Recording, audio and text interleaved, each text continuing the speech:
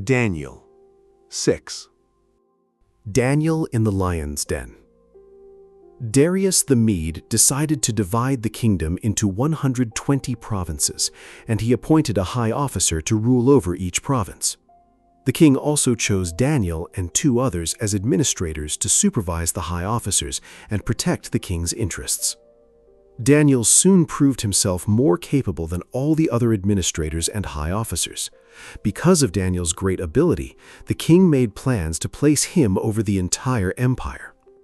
Then the other administrators and high officers began searching for some fault in the way Daniel was handling government affairs, but they couldn't find anything to criticize or condemn. He was faithful, always responsible, and completely trustworthy. So they concluded, our only chance of finding grounds for accusing Daniel will be in connection with the rules of his religion. So the administrators and high officers went to the king and said, "Long live King Darius. We are all in agreement, we administrators, officials, high officers, advisors, and governors, that the king should make a law that will be strictly enforced. Give orders that for the next 30 days, any person who prays to anyone, divine or human, except to you, your majesty, will be thrown into the den of lions. And now, your majesty, issue and sign this law so it cannot be changed, an official law of the Medes and Persians that cannot be revoked." So King Darius signed the law.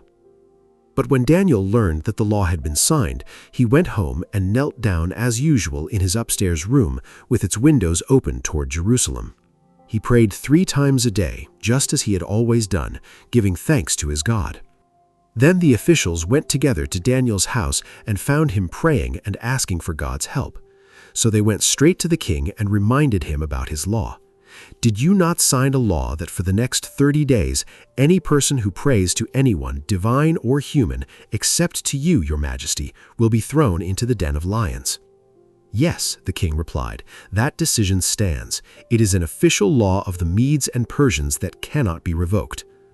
Then they told the king, "That man Daniel, one of the captives from Judah, is ignoring you and your law. He still prays to his God 3 times a day."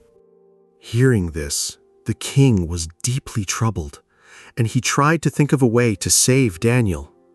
He spent the rest of the day looking for a way to get Daniel out of this predicament. In the evening, the men went together to the king and said, "Your Majesty, you know that according to the law of the Medes and the Persians, no law that the king signs can be changed." So at last the king gave orders for Daniel to be arrested and thrown into the den of lions. The king said to him, "May your God, whom you serve so faithfully, rescue you." A stone was brought and placed over the mouth of the den. The king sealed the stone with his own royal seal and the seals of his nobles, so that no one could rescue Daniel. Then the king returned to his palace and spent the night fasting. He refused his usual entertainment and couldn't sleep at all that night. Very early the next morning, the king got up and hurried out to the lion's den.